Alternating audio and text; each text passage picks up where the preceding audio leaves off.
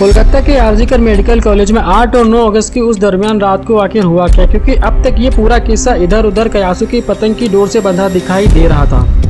ज्यादातर लोग सुनी सुनाई बातों पर अपने अंदाजों का तड़का लगाकर ही बता रहे थे। वहाँ की सच्चाई से दूर बस ख्यालों में ही उस वारदात का ख्याल करते रहे। लेकिन अब वहाँ का एक चश्मदीद सुना तो समझ में आया कि असल में वहाँ के हालात और पूरी हालत क्या थे।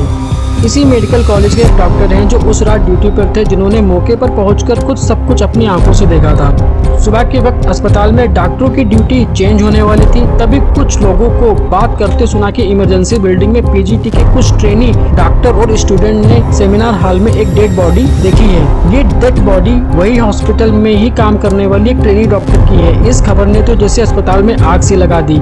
हर कदम उसी सेमिनार हॉल की तरफ बढ़ने लगे। लेकिन उन डॉक्टर ने फौरन एचओडी अर्नब दत्ता चौधरी और प्रिंसिपल संदीप घोष को इसकी इत्तला दी। डॉक्टर घोष ने फौरन वाइस प्रिंसिपल संजय वरिष्ठ को इस बारे में बताया और वो भी सेमिनार हॉल में पहुंचे। वे बताते हैं कि सेमिनार हॉल में पहुंचने वालों में 4 नाम सबसे खास थे। यूनिट इंचार्ज और assistant professor Sumit Kumar Tapadar, additional medical superintendent Dipayan Biswas, Paschim Bengal medical council के vice president doctor Sushant Kumar Roy और काउंसिल के मेंबर डॉक्टर अविक डे। उस समय वहां देखकर तो समझ में नहीं आ रहा था कि ट्रेनिंग डॉक्टर के साथ हुआ क्या है, लेकिन डेड बॉडी देखकर तो साफ साफ लग रहा था कि ये मर्डर है। कॉलेज के हॉस्टल में सुसाइड की खबर मिलते ही स्टूडेंट और डॉक्टर इमरजेंसी बिल्डिंग में पहुंच गए। लाश को देखकर पता लग रहा था कि ये सुसाइड नहीं बल्कि मर्डर है। कुछ 15 से 20 डॉक्टर और स्टूडेंट विरोध करने लगे।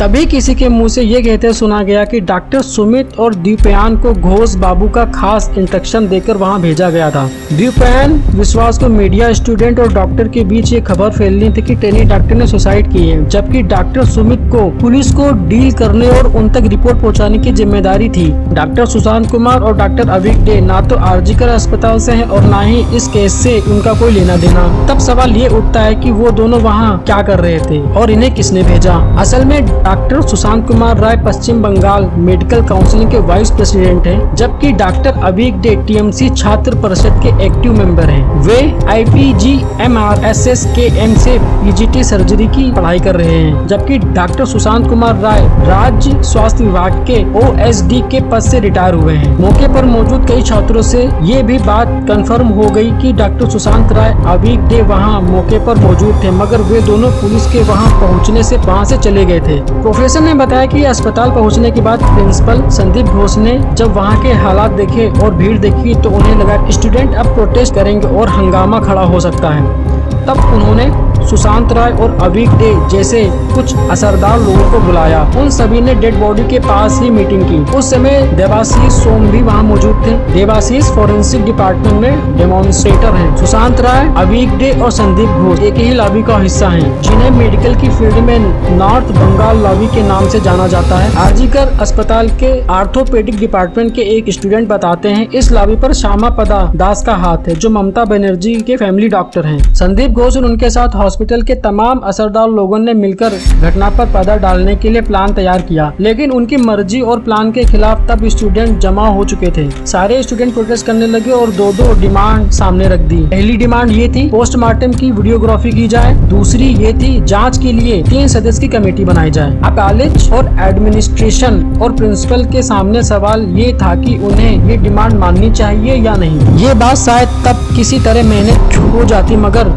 तब तक मौके पर मीडिया वाले आ गए। प्रोफेसर दीपयान विश्वास को मीडिया, स्टूडेंट और डॉक्टर के बीच इसे सुसाइड का मामला बताने का जिम्मा दिया गया था, जिन्होंने पहला कॉल सुबह 10:30 बजे परिवार को किया। ट्रेनी डॉक्टर के पिता को बताया कि उनकी बेटी की तबीयत खराब हो गई है। थोड़ी ही देर बाद फैमिली को दूसरा कॉल किया गया। इस बार परिवार को बताया गया कि उनकी बेटी ने आत्महत्या कर ली है। हालांकि ये कॉल किसी महिला ने की थी, वो महिला कौन है इसका पता नहीं चल सका है। असिस्टेंट प्रोफेसर सुमित तापादार ने सुबह 10:10 पर पुलिस को सूचना दी। पुलिस करीब 10:30 बजे मौके पर पहुंची। इसके बाद दोपहर 1 बजे फोरेंसिक टीम पहुंची और क्राइम सीन का एग्जामिनेशन शुरू किया। दोपहर 1 बजे तक ट्रेनी डॉक्टर के माता पिता और अंकल अस्पताल पहुंचे। सबसे पहले ट्रेनी डॉक्टर की बॉडी उनके अंकल ने देखी। इसके बाद दोपहर 3 बजे के आसपास मजिस्ट्रेट मौके पर पहुंचे, लेकिन उनके आने तक डॉक्टर रास्ता रोक कर ही बैठे रहे, क्योंकि स्टूडेंट प्रदर्शनकारियों ने मजिस्ट्रेट से जाँच की मांग की थी। डॉक्टर की तरफ से 2 मांगे रखी गयी। पहली ये कि महिला डॉक्टर का तुरंत पोस्टमार्टम किया जाए, उसकी वीडियोग्राफी हो। दूसरा, पोस्टमार्टम के लिए 3 लोगों की समिति बनाई जाए जिसमें प्रदर्शनकारी डॉक्टर में से कोई भी शामिल हो। संदीप घोष चाहते थे कि पोस्टमार्टम फोरेंसिक डिपार्टमेंट के देबाशीष सोम करें। मामला महिला का था, इसलिए कोई महिला डॉक्टर ही पोस्टमार्टम कर सकती थी। लिहाजा 3 सदस्यीय डॉक्टरों की टीम में फोरेंसिक डिपार्टमेंट की मौली बनर्जी, रीना दास, अपूर्वा विश्वास का नाम सामने आया। शाम 6:10 पर शव को पोस्टमार्टम के लिए ले जाया गया। शाम 10:10 पर पोस्टमार्टम खत्म हुआ। इसके बाद शाम करीब 7:30 बजे पीड़िता के माता पिता को ताला पुलिस स्टेशन ले जाया गया। उनके पीछे से 8:15 पर डॉक्टर का शव शमशान घाट ले जाया गया। हालांकि इस दौरान पीड़िता के अंकल साथ मौजूद थे। इन सबके बाद रात 11:45 पर मामले की FIR लिखी गई। मेडिकल कॉलेज के कुछ स्टूडेंट को ये कहना है कि प्रिंसिपल संदीप घोष को इस घटना की जानकारी सुबह 5 बजे से ही मिल गई थी। एक स्टूडेंट ने अपनी पहचान छुपाने की शर्त पर बताया है कि घटना के समय बिल्डिंग में 2 सिक्योरिटी गार्ड थे। एक सिक्योरिटी गार्ड अपनी फैमिली का इलाज करा रहा था। वो इमरजेंसी वार्ड की दूसरी मंजिल पर पहुंचा। तब उसने सेमिनार हॉल में ट्रेनी डॉक्टर की लाश देखी। शायद उसने ही संदीप घोष या HOD को बताया। इसके बाद अस्पताल में मौजूद पुलिस वहां आ गई। अब सवाल ये भी था कि डॉक्टर की बॉडी देखकर अंदाजा था कि उनका मर्डर हुआ है। तब सुसाइड की थ्योरी क्यों तैयार की गई, ये बात अब तक सामने नहीं आई। डॉक्टर की फैमिली को भी यही बताया गया कि उनकी बेटी ने सुसाइड कर लिया है। इसके पीछे की मंशा क्या थी, मामले की जाँच कर रही है CBI।